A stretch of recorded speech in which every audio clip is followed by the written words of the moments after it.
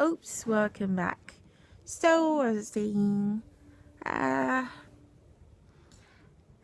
tired of my lookalike, especially um, posing as me and impersonating me in this country. And I had to pretending to live a life, which I can't do. I'm not supposed to do. And which they were sort of making me do. And I can't sign on legal papers my name or even get citizenship.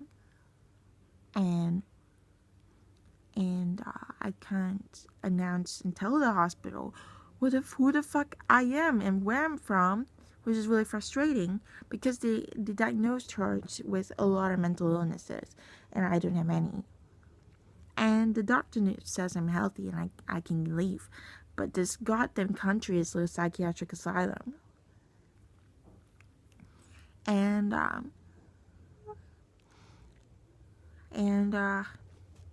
sometimes things happen. Like, we can't breathe, we get flooded, or we feel like we're breathing underwater. It's like the oxygen is cut off, we can't breathe. If I exercise, the oxygen is cut off. If I take a long walk, I take a long walk, I'm from the fucking military, I need to walk. I take a walk to the mall and oxygen's cut off. I swim 4 laps and the oxygen's cut off and nobody can breathe. What the fuck is this? And, what the fuck is this? I can't even tell. The worst thing, the most dangerous thing to happen is a psychiatric ward that thinks you're somebody else with a disease. And you have to lie to beat them and there's no symptom. So I just told the doctor, I have no symptoms and he already knew me. The fucking thing is the doctor knows me. And the fucking thing is even worse. I used to work there. And, it's insane. This stupid military strategy they're doing this just because I got the higher rank in the army. I have to go to another country and pretend I no longer exist. Were we trying to kill us all? So, I'm really unhappy to have to lie to my own friends in the psychiatric ward, who are my own friends, landed in a psychiatric ward, imagine. That I had to be from Australia. Nobody believed me and things got worse. And the suicide problems happened in the whole country. I didn't even go to Australia. I've never even stepped in Australia. I've never even gone to Monash University. I've never even studied law. What can this is stupid. I can't even finish law school because I've never been to law school. I went to med school. But I can't even study to be a doctor now. There's no books here. And there's no school here. There's no teachers here. And there are no real doctors. And I haven't studied my whole life in Russia except for a little time.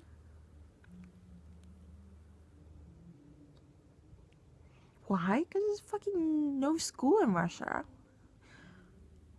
The minute I was born, I learned in Russia. I didn't have parents. Everything got fucked over. I didn't even have food. I had to work and kill for a living. Okay? In fucking Russia. And until everything went off, I had to go join the military, which was my whole life. That's the fucking life we have. I mean, we're not as lucky as you guys to have, live off someone else's trust fund in Singapore and have everything in America. There's no shit, no food, no nothing in Russia. You go live there and you tell me there's not even a human living there. So I'm extremely unhappy. I want to kill people. Because I'm a killer and I go work in the military. As there, we kill people for a living. Duh. And so we have to now fucking have a action plan and a happiness boosting resolution because we're completely unhappy living here. So if you're unhappy, this is what you fucking do. You list out every goddamn thing that's making you unhappy and you have to do, and you're too afraid to do, just list it down. Put it in a circle, pie up the whole thing, and stick an arrow on it, cut an arrow open, get one of these fasten stick on it, get a board, and put a bold letter up there in front of you in neon colors. Happiness project. And all the things you need to do to be happy and get everything done. And put an arrow, and then this is the first chart. The second chart is even easier. It's called the unhappiness project. Whatever makes you suicidal and depressed, and the real reason why, put it down. And have it in a pie chart, in a circle, and list it. And your scoring chart, and put a scoring chart and resolution list down there. Just 3 pieces of paper. Stick it on your wall. Write down what you have to do in order not to be suicidal, and your ideas and your plans. Better be the real goddamn plan, because you're going to do it and it's going to affect your whole life. And every day you do it, you put a tick. Every day you don't do it, you put a cross. You're going to count this cross and ticks every month and every year. And at the end of the day, you're not happy because you didn't do the list. You got to redo the list again, because every X means you're going to die. Every tick means you're going to live. And the key ingredient here is friendship. Make as many friends as you can. People who are opposite ideals and who are bosses, bitches, whatever, but they like you. Friends tick. And you tell your friend, goddamn, everything that happened to you. And show them what the fuck happened to you and what is your difficulty and how you feel. And tell them your action plan and meet with them at least 3 times a week to get this done. Find a support network. It can be a psychiatric ward, an old folks home, orphanage, a school, anything. And you meet every week, and you introduce yourself as who you really are, what you really are, and you tell them what the goddamn problem is with this earth, and you make sure they support you, and they become your good friends and they know you. Search for all the people you originally know. And don't give up searching. And people you originally know from the country, you better buck up and tell them the truth, because I'm going to tell them the truth if you're not. And they're going to find out what the fuck has happened. And they're really going to act on it, because they're seriously pissed I've gone missing and I wasn't able to tell them the truth. And we're not even able to contact each other because of this whole memory erasing thing. I found my tutor, who had to become their royal flusher, as a scientist. Here, I had it in here. And I'm really that pissed, because that guy is my best friend. And he's my tuition teacher. He's my teacher. I don't even have an education. In Russia, I don't have a chance. Unless I have someone who's an highly intelligent person get me a degree. And get me to be a doctor again. And taught me everything foundational, from philosophy to medicine to psychiatry and science.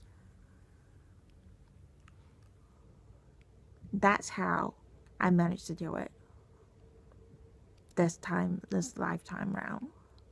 With his help. And I've been searching for him my whole goddamn life in Russia and all over the world. I couldn't find him until I found him here. Right under my bed. Giving us problems. And I suspected the only person smart enough to give us any problem in this world was a scientist. And the only scientist I've ever known who was smart enough to give us that much problems was the only one man I scouted and made my teacher. And it really turned out to be him. So, genetically, you guys can guess clues on who is giving us problems and whatever. If you really know the person, you better go find your friend and counsel him and turn him around.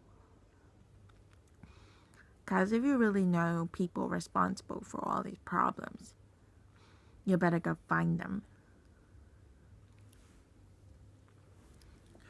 The initial problem we had here was my missing teacher. They're causing us problems because he didn't get to see his student again.